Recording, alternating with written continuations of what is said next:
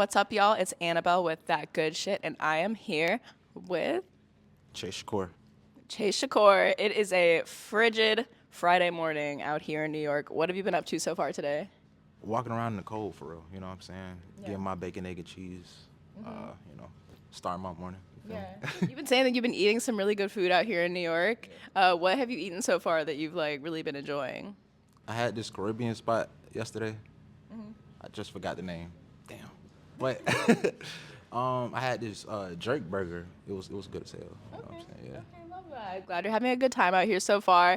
It's really fire that we're doing this interview in this moment right now because I feel like I've been watching you grow for a really long time, watching you do your shit. We were at that like recording camp in 2022 a long time ago, and even before that, like Jonah was putting me onto everything you were doing, and watching the growth has been so crazy so far. If you could like describe this chapter in your life, like what do you feel like this chapter in your career is right now?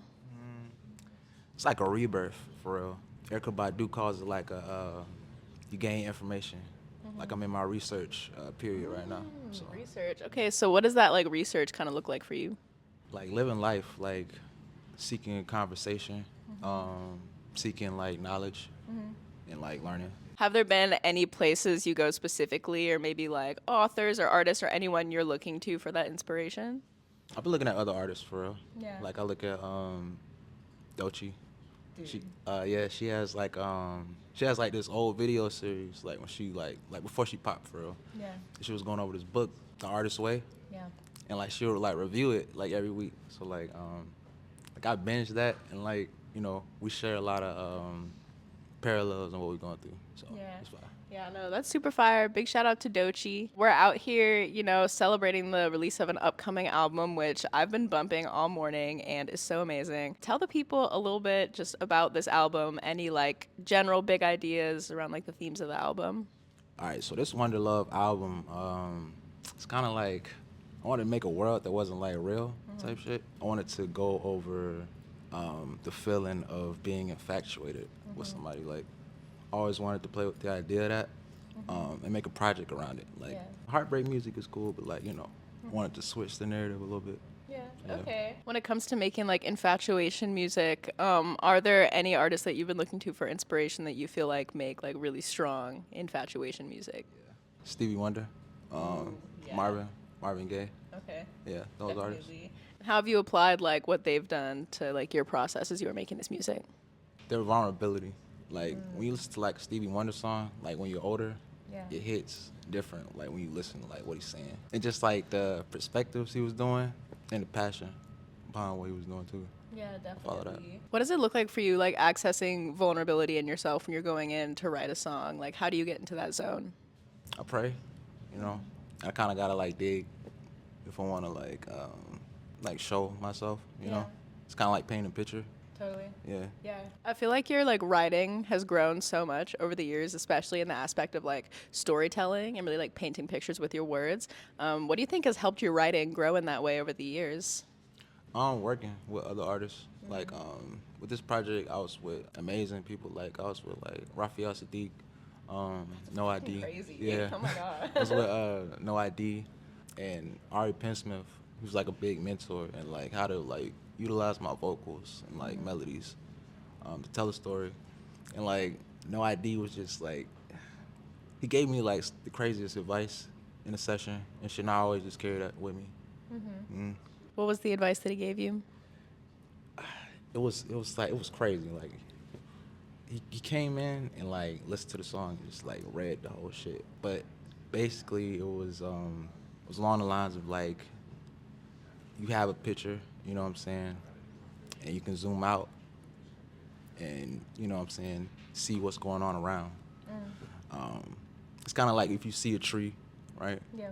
And you paint the tree, but you zoom out and you see that it's a forest. Yeah. So it's like that. Yeah. That's like a really crazy piece of advice, like changing that perspective. Yeah. Big shout out to No ID, man. We just did an interview with Saba in December, and he was saying the same thing. Like, 'cause he's been working on his album with No ID, and he was like, this man gives like the most craziest advice. Genius. Yeah. He's genius. That's so cool you got to work with No ID and Raphael Sadiq too. Like, what was it like working with him? That's a real legend. Like, especially now listening to your album, I can kind of hear how he may have had a little bit of influence there. I was working with both of them like in the same day. I was just soaking up knowledge for real. He was telling me like how they did, how does it feel with D'Angelo and shit. And like I just learned that like a lot of it is like not overthinking and just letting it flow, like, you know. But still having in mind like you have a story to tell. You're really carrying the torch for R&B right now. I feel like sometimes it can feel a little bit difficult to be an innovator in the world of R&B. So many sounds floating around, so many different influences. What does that look like for you trying to like stand out in the world of R&B and kind of pave your own path? Just remembering like how I came up, how I grew up. Like I grew up listening to like classical, to trap music, to like Mary J, to like, you know what I'm saying? So like I always strive to do different things anyways. And I don't like being boxed into just R&B. So I like to have different flavors, you know? Definitely. That's one thing I really enjoyed about this album. Like, we've kind of heard you lean into dance music in the past, but you really lean into it on this album. Like, there's some songs that, like, switch up into, like, some dancey stuff. You got, like, some faster tempos in there. Tell me about that, like, leaning more into dance music on this album. It was a lot of no section culture that I was going to. It was a lot of clubs where there weren't, like, sections like that. Yeah. You can just dance. So I was, like looking around and, like, absorbing that, like, that fun shit, that Love Jones shit, you know what I'm saying? Like, Yeah. I think that's cool.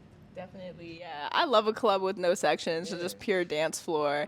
And like I've been getting more into dance music just from like going out and being more involved in nightlife. And I really love that you like incorporated that into your album. Like ever since you dropped Night, I was like, please give us like a full house album at this point. Like we need a Chase Shakur K Tronada collab, like leaning into that crazy. Are there any other influences outside of kind of like dance music and R&B that you really look to when creating the album?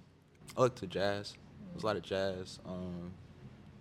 There's a lot of jazz hints throughout the album, almost to the point where I was like, damn, should I make it like a neo soul album? Like, nah. But I love jazz. Yeah. I like incorporating that, flutes, horns, all that. Yeah, beautiful. Love some live instrumentation in the music. It like really adds a lot of depth. Tell me about who you collaborated with on the production side with the album. All right, so of course my boys, you know what I'm saying? Isaiah Khalil, Daniel Barrett, my boy DJ Roos in the back. But outside of that, we had like a list of like people we thought could like kill some shit. So we got like DJ Dahi, you know what I'm saying? We got Go Grizz, Jonah Christian. It's like a plethora, just fire dudes. Like, you know what I'm saying? I was working heavy with like Coltrane. Yeah. Love the production on that album, and it sounds like you collaborated with a lot of people, but you still were able to create a really cohesive sound, which I really enjoy. Like this project really does feel like a world of its own, and you've got some really cool collaborators on like the artist and like vocal side. We got a track with Smino, which right now is my favorite song on the album. Tell me about your experience working with Smino. This shit was crazy. I made the song like early January.